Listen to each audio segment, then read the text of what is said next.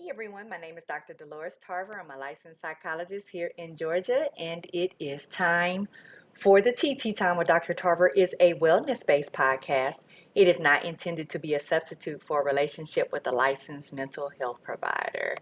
Welcome to the first week in November. We are, in these next couple of months, November and December, going to be focusing on a lot of the things that come along with this season: elections, holiday planning, end of the year evaluations, grieving, trying to maintain the sense of balance. So, I really want to emphasize taking good care of you over the next couple of months. And so, today I do want to kick off the series with one of my favorite topics, which is boundaries. I know that they can be hard to create for some people and even harder to maintain for those that may be further along in their journey. So let's get into it. Here are some of the most common things I hear people say around boundaries. I set them, but people don't respect them. So even when I try to implement things, they are just not followed. Or when I start trying to implement boundaries, so I go ahead and I set them and I begin to put them into practice, I find that I slide back into old patterns, that I feel like I'm just right back where I started. And people will tell me that family members or friends may have something that they want to do. And so you relax your boundary and think, okay, well, I'll get back to having a boundary. Or work, I'm going to relax my boundary that I set for work. But then there comes something that's going to happen and I need to change the boundary, and then I just don't get back to resetting it. A lot of people will tell me they just don't even know how to set boundaries. That's not anything that they've done before. It wasn't stuff that was done in their families. It's not things that they saw. And so they're not sure what that would even look like. I frequently hear from people that it feels mean and selfish to them to set boundaries because they feel like, hey, shouldn't we want to be accommodating to other people? I know some of us grew up in environments where we were taught that other people's needs took priority over ours. We don't want to disappoint people. We think when I love somebody, doesn't that mean that I'm going to do things I don't like, right? This is a part of compromise. A lot of times people get compromise a wee bit confused in terms of what that actually means, because they're the only ones doing the accommodating. There's not actually any compromising. And I think a lot of people do worry about that if they do create boundaries, then they'll find themselves alone, that people won't include them, they'll get criticized. So I don't want to rock the boat. I don't want to cause problems because I don't like conflict. So these may be some things that you've even heard yourself say, or you can probably add to that list about why boundaries may just be very difficult for you. Some of us, our communication style isn't very direct, and so it may be difficult for us to be assertive and to speak up. Setting boundaries does include using a lot of different sets of skills: problem solving, communication, um, being able to articulate yourself and how you're feeling, being able to use I statements. And so sometimes we just don't have those skills. And so as you're thinking about where there are areas in your life that may be out of balance, where you would like to set a boundary, here are some things I would like for you to consider. People not liking your boundaries doesn't mean that you're being selfish, or that you are being insensitive, or that you're not a caring person. What often happens is that people don't like our boundaries because then they don't get a chance to have what they want anymore, because boundaries benefit both people when they're used correctly, but when people aren't used to you setting boundaries, then it feels like they're losing things. And particularly as we talked last month about abusive relationships, when you're in an abusive relationship with someone, they don't want you to have boundaries. They want you to be at a point where you are going to be accommodating out of fear, or because they are causing some emotional manipulation of you for financial reasons. So being mindful of, hey, is this person having an issue with the boundary because it's not a healthy boundary, or is this person having an issue with the boundary because they're not a healthy person? I think also it's important for us to remember that when people are used to you giving in, they're going to continue to push your boundaries, because their expectation is going to be what? That you're going to give in. Our children do this. You have seen your nieces and nephews, your cousins, your own children do this, right? So they throw that temper tantrum, hoping that you'll give in just so they'll stop. They know if they pout or scream or holler or better yet, call someone else in and do splitting behavior, that you're going to adjust your position. And they continue to do it because we what? Give in to them. I think that it's also very important for us to recognize that people are going to absolutely do whatever you allow them to do. So when you are not setting boundaries with them, they have freedom. They get to come and go as they please. They get to treat you however they like. You go along with whatever they're going to say. And to them, no fuss, no mess, right? They don't have to really show up because they know you're going to show up. They don't have to take care of the bill because you're going to take care of the bill. And so a lot of times for us, when we start setting boundaries, we will find out that people may have just simply been around us because of what we provided them.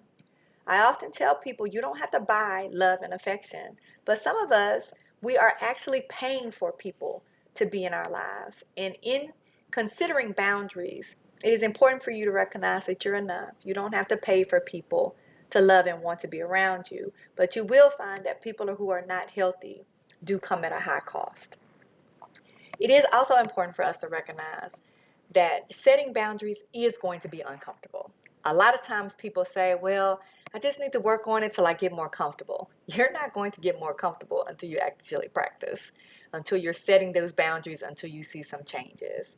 So I do want to tell you that just because it doesn't feel right doesn't mean it's wrong. Setting boundaries isn't always necessarily about comfort, but it most certainly can be about your safety. And it's important for us to have boundaries because it allows spaces for us to be able to be healthy and for people to treat us in loving and kind ways. Also, we don't want to be taken advantage of. How many of you have done something for a person and you expected, like, just out of kindness, they would say, well, hey, let me give you something for that, or I'll drive next time, or you know what, I prepared a meal for you. I thought about how much you look out for me, and I just wanted to give you some things to show my appreciation. How much of you are waiting for that to happen and it doesn't actually happen? Right? And that is because people's expectations will be adjusted based on your behavior. So now the expectation is that you're going to take care of it and they don't have to show up. You don't need any compensation. You're doing this because you really want to. A lot of you are resentful right now because you are falling in roles of being overused, overworked, and underpaid, frankly, without reciprocity in your relationships, whether that's personal relationships or work relationships. We are going to talk about work boundaries in another episode. But you're in this position where you're being taken advantage of because you are an active participant in your own victimization. So you are creating spaces for people to use you because of your lack of boundaries. Look at boundaries as if they are preventative. So much like you go to the dentist, much like you go to get your annual gynecological exam, much like you go to the PCP, much like your prostate exam or your colonoscopy, it's preventative care, right? So we want to make sure that we are catching things, we're staying on top of our health so they don't become an issue. That's how boundaries are too. Boundaries actually do the opposite of what we think. We think boundaries cause conflict. Boundaries can prevent conflict. Because when we create a boundary, then we have less issues that we're dealing with that put us in positions where we're uncomfortable or to be exploited or abused. It is also important for us to recognize that the issues that we complain about are preventable, right? So as we're thinking about prevention, all of those things that you have talked about that you want to be changed in your life, that you want to be a different person in your life, boundaries allow you to set those goals. They allow you to be assertive, but they also allow you to be intentional. And they also create spaces to hold you accountable to the changes that you want to make. When people love you, they are going to want you to treat yourself in loving ways. So they are going to affirm those healthy boundaries in your life. They are going to want you to do the things that you need to do to be okay, getting adequate rest, making sure you eat, getting exercise, taking breaks from your phone, being able to turn it off and not having to be available at someone's beck and call all the time, not changing your plans because they last minute decided they wanted to do something with you because their plans fell through, right? And also it's important for us to understand that people are going to be disappointed. And I've shared before that I really want us to get in the habit of recognizing that disappointing people doesn't make you a bad person. It doesn't mean you're mean. It doesn't mean that you're selfish.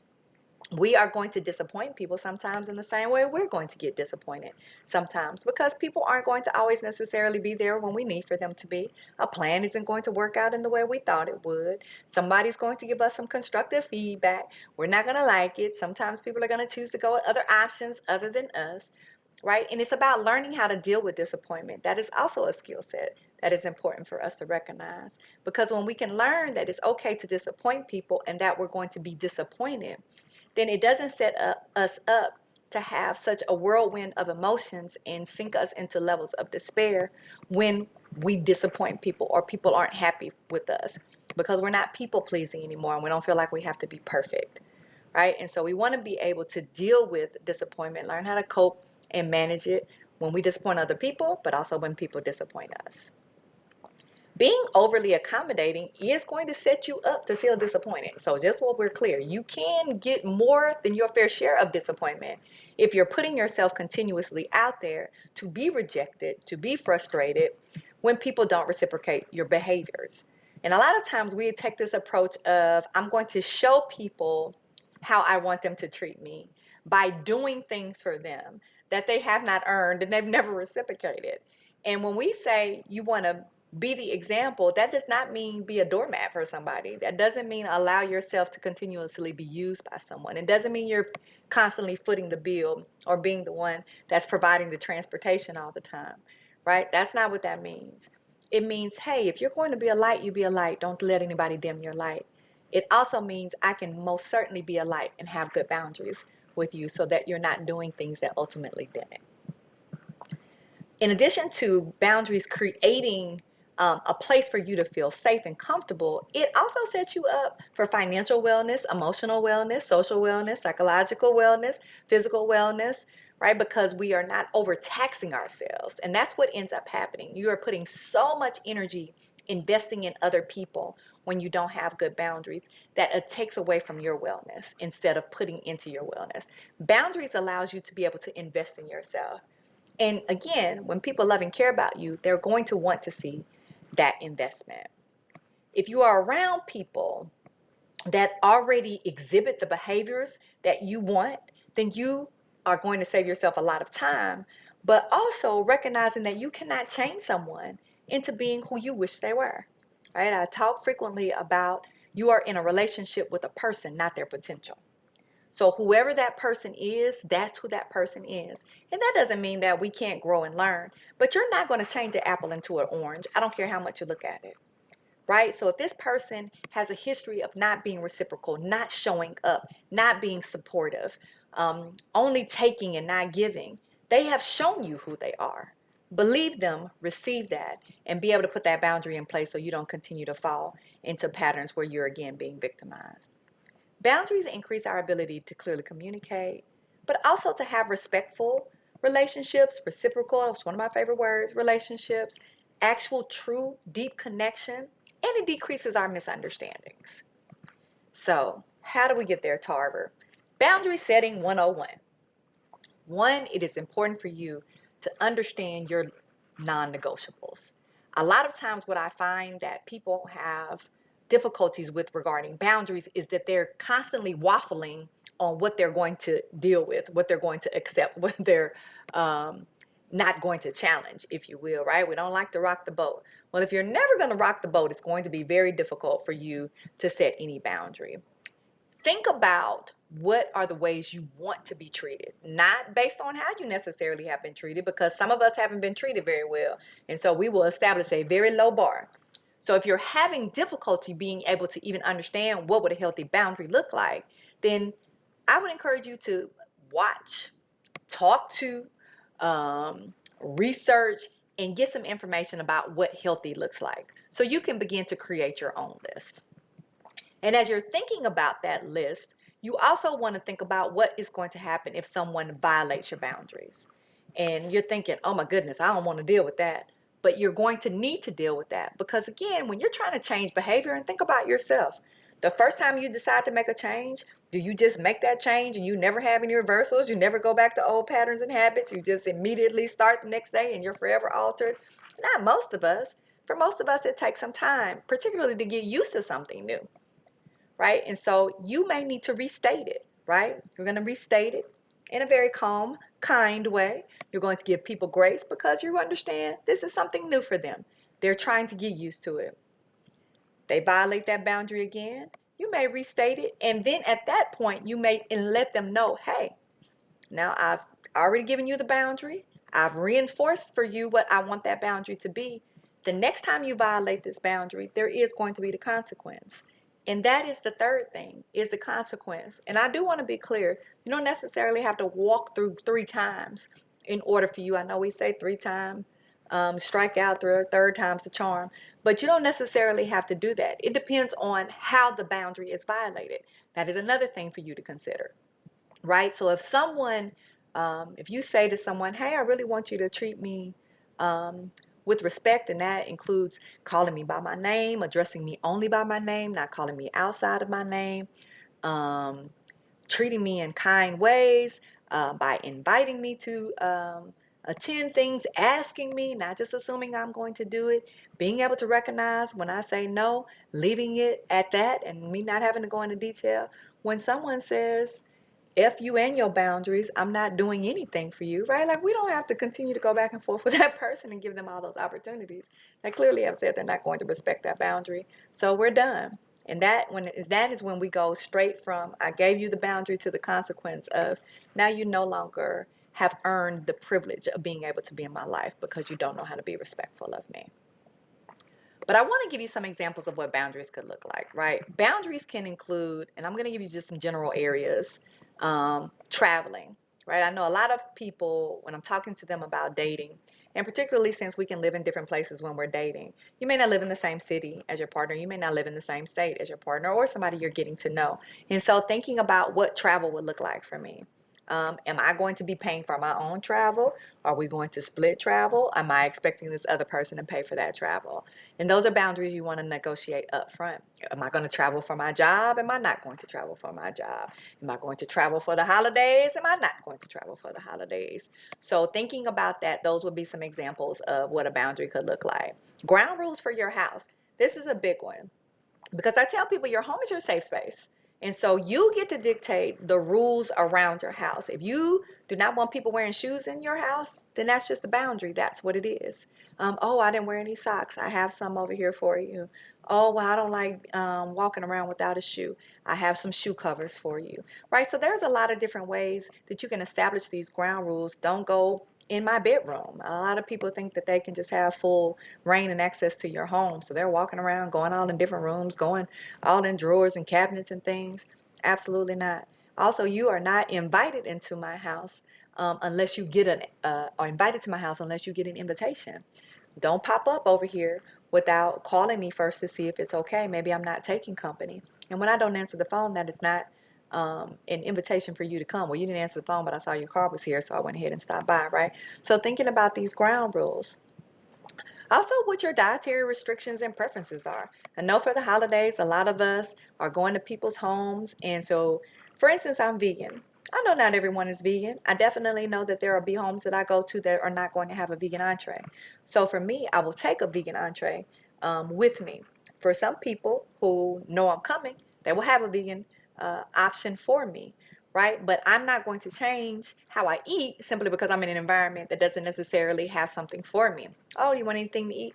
No, thank you. I'm actually vegan, so I don't think there's anything in here that fits that. Well, why don't you just have a little of, and it's okay for you to say, no, thank you.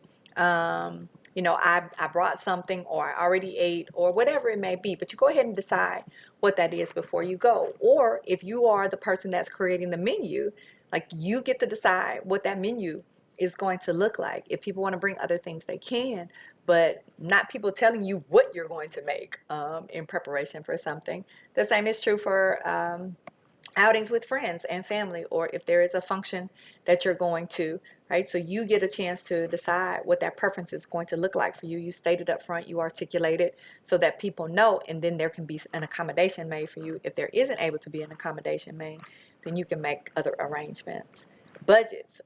During the holidays, people get into a lot of trouble overspending. Money that they don't have and money that they won't be able to pay back in a reasonable amount of time. maxing out your credit cards, trying to buy people all these gifts.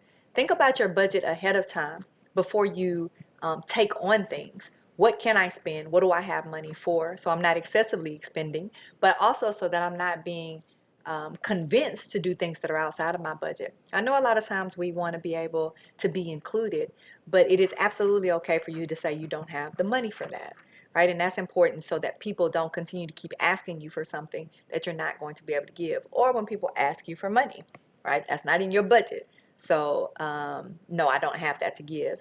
And whether you have it or not, you still get to decide whether or not you want to give it.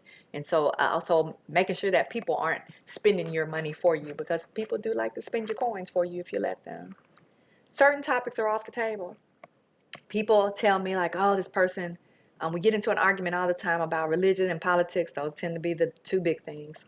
Child rearing gets in there as well, dating, right, the relationship piece. You are able to say, particularly as you're navigating your space, what topics you're going to engage in and what you're not. And so when it comes to that family dinner, when it comes to the holiday interaction, when it comes to being out socially, you get to say like, oh yeah, so can we just agree not to discuss that? And when people push, again, that goes back to your boundaries. Like, hey, again, that's not something I'm going to communicate about. Just want to remind you that that's off the table for me. And then when they want to continue to persist, and that's when you can exit from the conversation. You don't have to stay anywhere where you don't feel valued or heard. Which is also why it's important for you to think about whether or not you're going to drive your own car somewhere. I am a person who likes to be able to take myself so that I can leave whenever I want to leave. And also, it's a safety thing for you too. If you're concerned about you're just dating someone, just getting to know someone, or you're in an environment where you don't know a lot of people, that gives you that opportunity for safety again, reminding you of the boundaries are exactly for these kinds of things, so that if anything is uncomfortable in a situation, you don't have to stay there. You don't have to stay in that setting. You're able to leave. So that's something to also think about in terms of boundaries. Whether you're going to participate, not attend, leave early, arrive late, right? So these are some other things when it comes to navigating that piece about transportation, or whether or not you're going to accept an invitation, because sometimes you'll realize like, when we go over here, it tends to go a little left. And so instead of me going and being optimistic and positive that it'll be different this time when it's been the same for 15 years, let me just make a decision that that's not for me. Or it starts getting rowdy after people get really intoxicated. That happens after 6. So let me make sure I'm gone by 5. Right? And so just being able to navigate those kind of things would be examples of boundaries. Now, I will tell you that you are the one that is going to set, articulate, and enforce your boundaries. A lot of times we're waiting on other people to give us our boundaries, to set our boundaries, to reinforce our boundaries. This is where you get to show up for you, and it's important for you to be able to communicate your expectations and communicate what you will and will not accept. And yes, it is difficult at first. It gets better with practice. As I said, it is going to be uncomfortable, but just again, because it's uncomfortable doesn't mean that it's wrong. And I also encourage you to prepare your own schedule too, and preserve your own schedule. Whatever that bedtime is going to be, that prayer time, that exercise, your downtime, whatever it is, that's what people tend to start accommodating other people, and then I've lost me. So now I'm eating all late, or I'm not eating on time, I'm not eating regularly because I'm waiting for this person. They're 2 hours late for dinner. And so I'm over here starving, and then they come in and say, oh, I already ate, and they didn't even bother to let you know, right? So you preserve whatever your schedule is going to be. Oh, well, why don't you stay up late with me? Now they're telling you to stay up late because they have to get up later. You have to get up early. You have to be up at 5 in the morning. They want you to stay up all night with them till 1 o'clock in the morning because they don't have to be up till 10. Right? So being mindful of that, it is your schedule, so you get to decide what that looks like. It is okay also so for you to just say no. No is a complete sentence. We say that all the time. But what that means is you do not have to keep explaining to people when you say no, that's no. Well, why? The answer is no. I'm not going to go back and forth about this with you, because what people will do is they'll try to get you to change your mind. They'll challenge the reasons why you don't want to do something. No, thank you. And then you move on.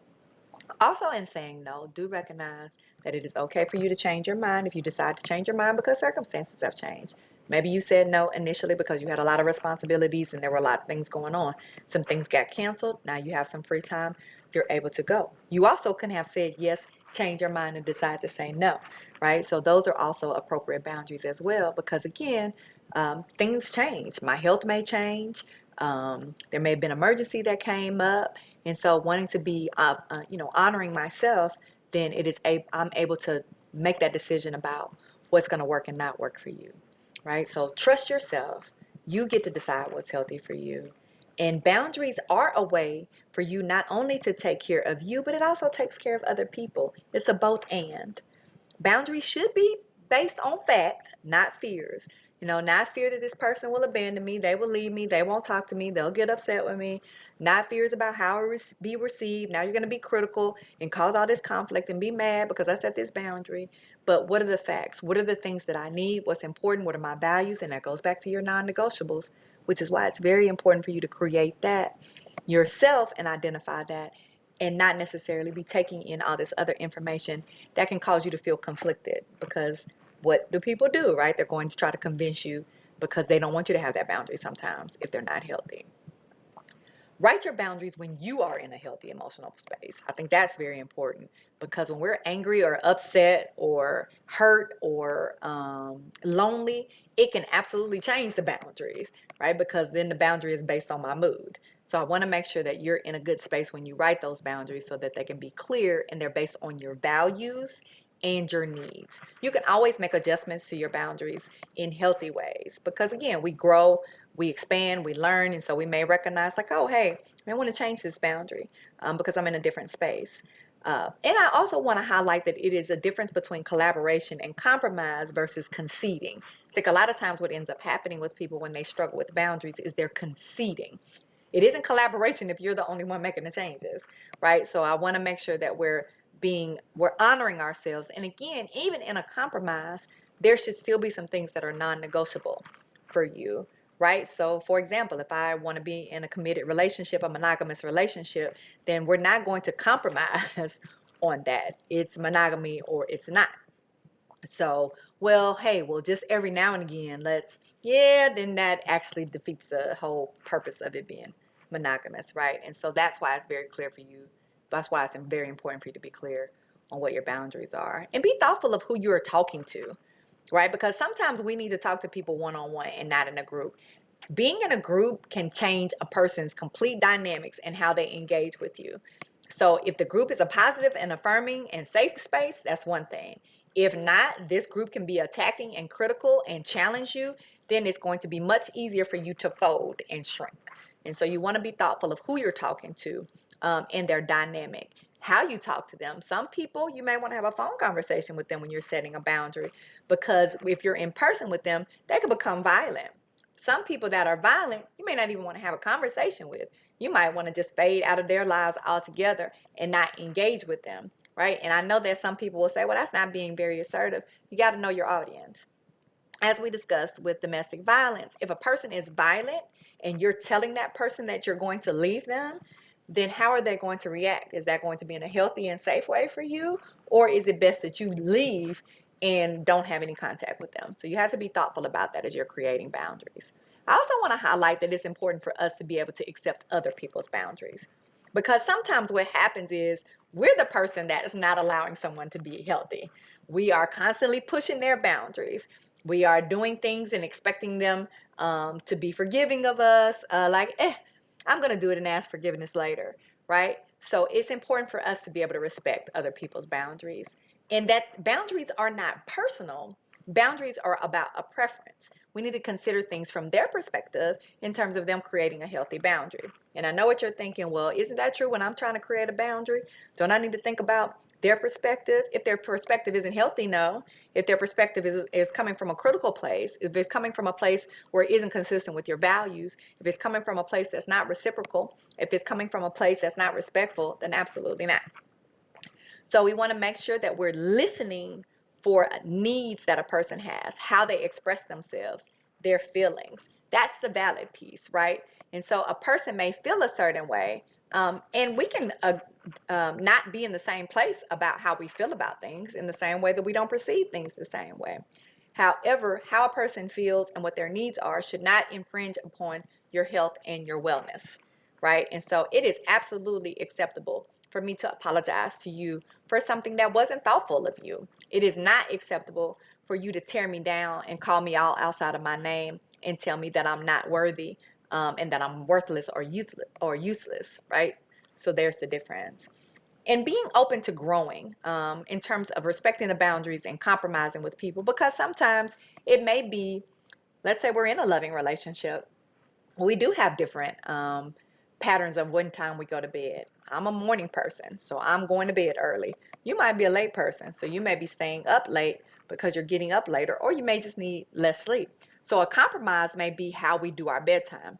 Hey, I'll come in, get you to sleep. We'll snuggle together. Then I'll go out and I may be up for several more hours, but I'm not going to be in there disturbing you when you're asleep. And we're going to find a bedtime that works for the person that has to get up the earliest. And then we'll make some accommodations throughout the day, how else we might be able to spend some time together. Or weekends might be a little different because I don't have to be up as early, right? So that would be a good example of a healthy compromise, as opposed to, no, if you love me, you'll stay up with me, even though that's giving me 3 hours of sleep and I'm not functioning and I'm, having problems being able to be productive at work. That wouldn't be an example of a compromise, right? That would be an example of a person caving in, and conceding. So you don't have to continue to explain yourself to people. You can set boundaries with them. You don't have to continue to negotiate, over and over again with someone who isn't in a healthy place. You get to determine how you will respond when your boundary isn't respected. And you also, as a loving, kind person, can be thoughtful of someone else's boundary when it's coming from a healthy place. Okay? Set those boundaries. The holidays are upon us. Be well.